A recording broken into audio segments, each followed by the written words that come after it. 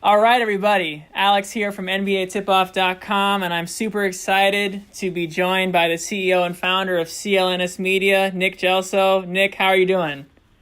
Alex, my man, it's so good to talk to you. It's been a couple of years, bro. Yeah, it's been way too long, and I'm super stoked because today we're talking about the upcoming season for the Celtics, and it's going to be quite the year. So first off, Nick, what excites you most about this year's Celtics?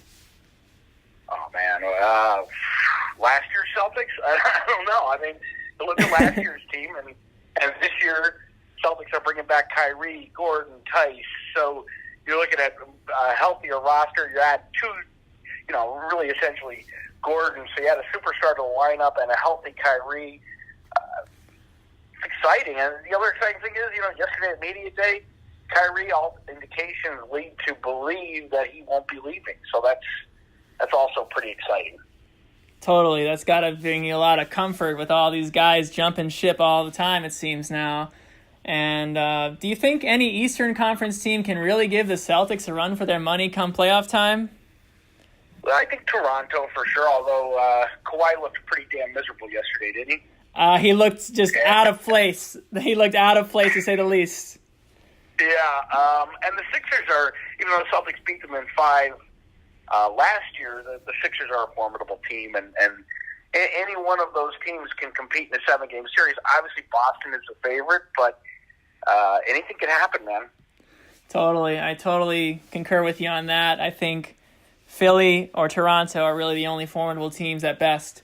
So this one, I want you to put yourself in Danny Ainge's shoes.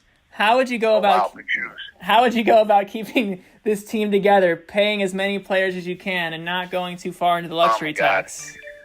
I mean, first of all, the ownership group has been pretty flexible over the past 10 years in going into the luxury tax. I mean, they haven't had to since the Big Three era, but back then they were in luxury tax all the time.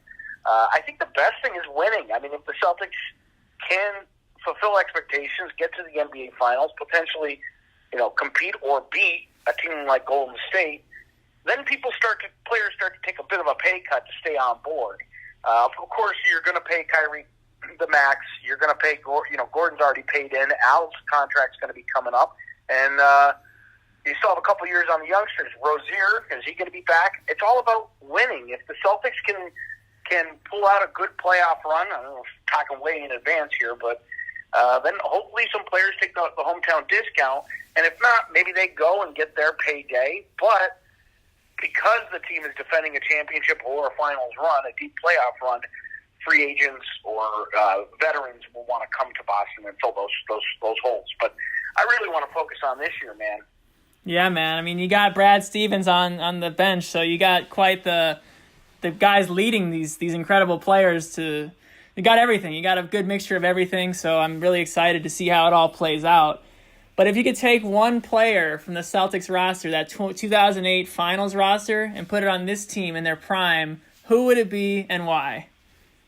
Oh, my goodness. Oh, wow. Oh, my gosh. What a good question. I'd probably say Garnett.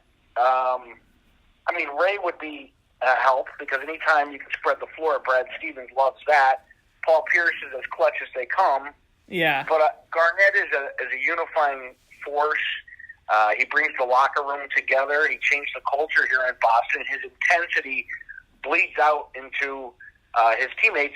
I said this past year, having covered the Isaiah Thomas locker room, and no knock against that locker room, I loved that team, but having covered that locker room and then covered last year's locker room with Kyrie leading, it had much more of a Kevin Garnett-type feel to it. It was way more intense last year, and I expect it to be the same this year.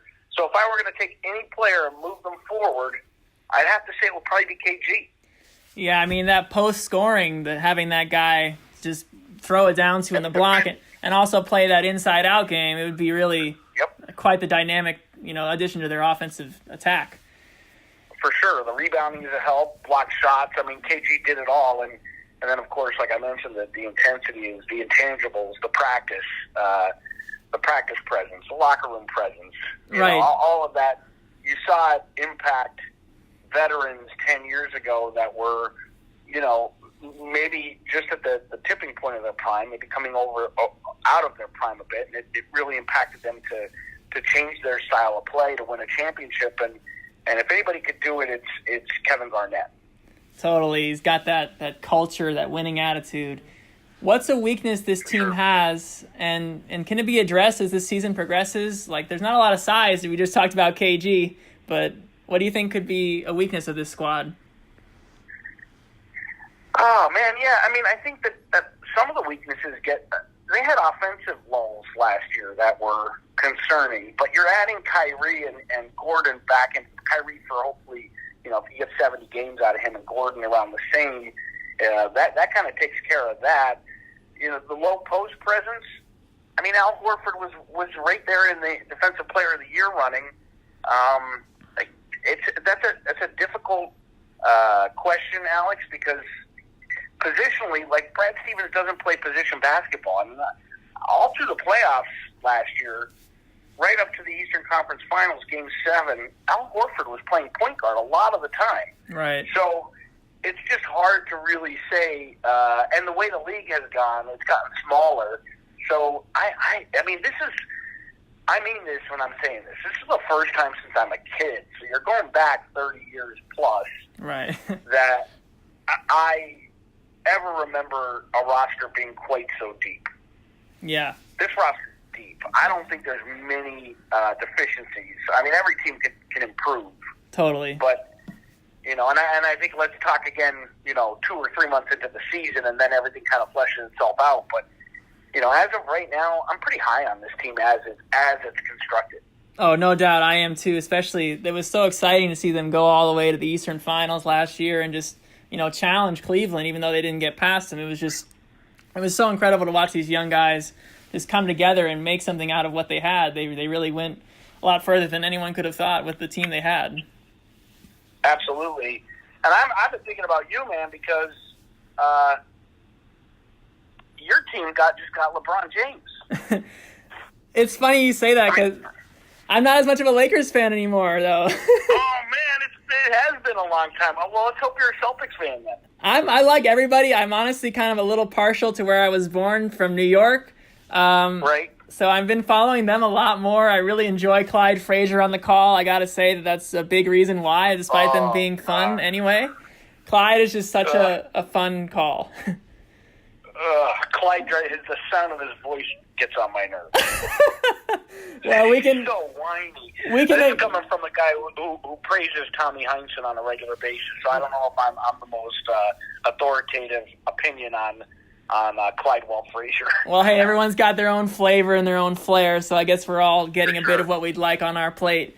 So, for League Pass Junkies, I want you to give your elevator pitch for why folks should watch the Celtics this season.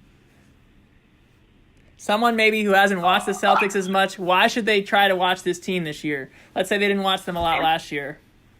Intensity, unselfishness, sacrificing shots to make the ball go around as much as get everybody as many touches as they need. So I'd say 3 real elements that make the Celtics super compelling is unselfishness, ball movement, those being 1 and 1A, and selflessness, and you got a guy at point guard who has one of the best handles in NBA history. I mean, Kyrie Irving is just so fun to watch. So all those things, I think, makes it interesting and a compelling brand of basketball. Totally. Kind of a throwback team in those ways. Yeah, and they play together. I totally agree. It's definitely exciting times. Lots of fun things to look forward to this coming season. I really appreciate you taking the time, Nick. And where can everyone find your work? Where can they see what you're doing? Yeah, check us out at CLNSmedia.com. A lot of the stuff is also on CelticsBlog.com.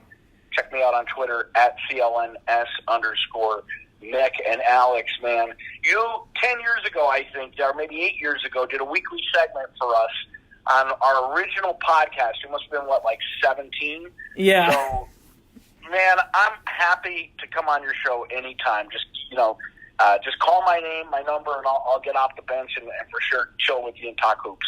All right, man. Well, this was quite the game, and I look forward to watching it play out as the season unfolds. Thanks again for taking the time, Nick, and we'll see you on NBAtipoff.com, folks. Thanks for tuning in.